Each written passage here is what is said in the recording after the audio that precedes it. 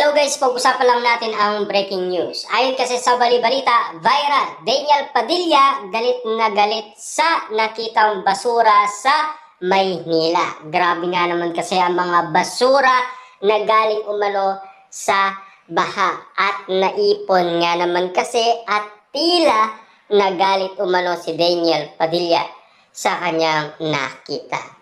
Na alam niyo naman siguro sa ganitong sitwasyon na pinag-uusapan, marami nga naman kasing mga netizens ang galit din sa nasabing basurang naipon na nakita umano ni Daniel Padilla at ipinost niya sa kanyang Instagram at pinagkaguluhan at pinagpestaan ng mga Dilulu fans. Kapansin-pansin nga naman kasi na concern si Daniel Padilla sa nasabing sitwasyon na nangyari habang siya ay nagsushooting sa Tawi-Tawi. At pag-uwi niya, nakita niya ang nangyayari sa Maynila.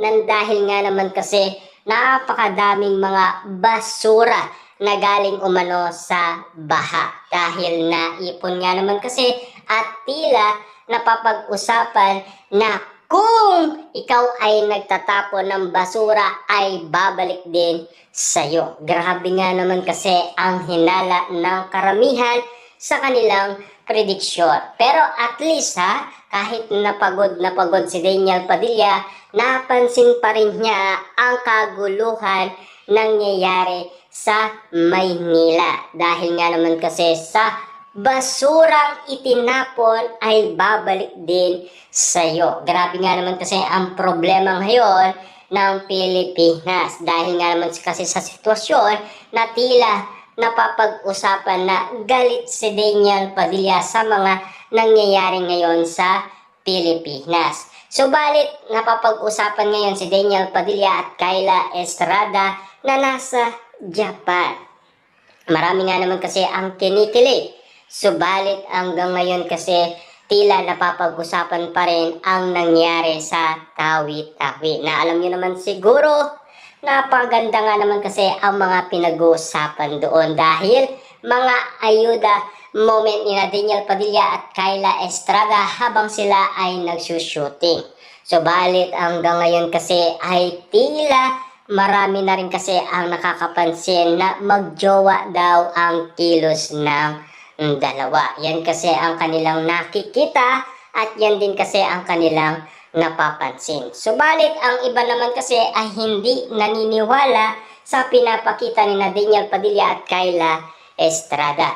Hanggang ngayon kasi ang hinala nila for promotion lang at ayun lang kasi ang sinasabi nila. Baka nga naman kasi about sa project lang ang kanilang tambalan. Yan kasi ang pilit pinag-uusapan ng mga anas na pinag-uusapan about kay Daniel Padilla at Kyla Estrada. At least, malinaw na sa atin ang mga tunay na nangyayari kung makatotohanan man ang bali-balita. At least, alam na natin kung ano man ang makatotohanan at ano ang hindi makatotohanan. Pero alam niyo naman kasi ang hinahanap lang naman ng tao ang kilig. Yun kasi ang kaligayahan na hinahanap nila basta't maligaya si Daniel Padilla sa piling ni Kyla Estrada. Sapat na yun para sa mga Dilulu fans. Kasi sa tagal-tagal nga naman kasing walang jowa ni Daniel Padilla, yan ang mga napapag-usapan. Kasi nag-mature, naging mabait si Daniel Padilla at lalong-lalo na nagkaroon ng disiplina at lalong-lalo na nagkaroon din siya ng control para nga naman kasi maipon niya ang nasabing pinapaguran niya bilang artista. Yan ang isang Daniel Padilla. Meron na siyang pagbabagong nangyayari na pinapakita sa karamihan. Subalit, sa sitwasyon na pinag-uusapan ngayon, tila merong mga bumabatikos pa rin kay Daniel Padilla na iba na raw ang ugaling pinapakita niya na nangyari sa airport na nakita at napansin ng mga Dilulu fans ni Daniel Padilla at Kyla Estrada. Subalit nagtataka man ang karamihan, pero para sa iba naman ay hindi nila napansin at nakita ang tunay na kadahilanan. Subalit pinagbigyan naman ni Daniel Padilla ang mga Dilolo fans, pero marami pa rin kasi ang nagsasabi na tila iba na ang ugali ni Daniel Padilla at bumabalik na daw ito ang dati niyang ugali. Totoo nga ba kaya ang ganitong sitwasyon na pinag-uusapan? Na alam niyo naman siguro si Daniel Padilla, malaki na ang pinagbago. Yan kasi ang karamihan pinapansin kay Daniel Padilla. Pero meron pa rin nakakapansin na tila si Daniel Padilla at Catherine Bernardo ay hindi pa rin nakaka-move on sa sitwasyon nilang nangyari nang dahil sa iwalayan. Hanggang ngayon kasi pinag-uusapan pa rin ang dalawa dahil may resibo daw. Ang resibong tinutukoy nila yung paglalaylo ng dalawa. Ibig sabihin, may lihim bang nangyayari ngayon kina Daniel Padilla at Catherine Bernardo kahit na ang ABS-CBN ay hindi nila matukoy kung ano ang kadahilanan. Na alam niyo naman siguro, nasa tamang edad na sina Daniel Padilla at Catherine Bernardo.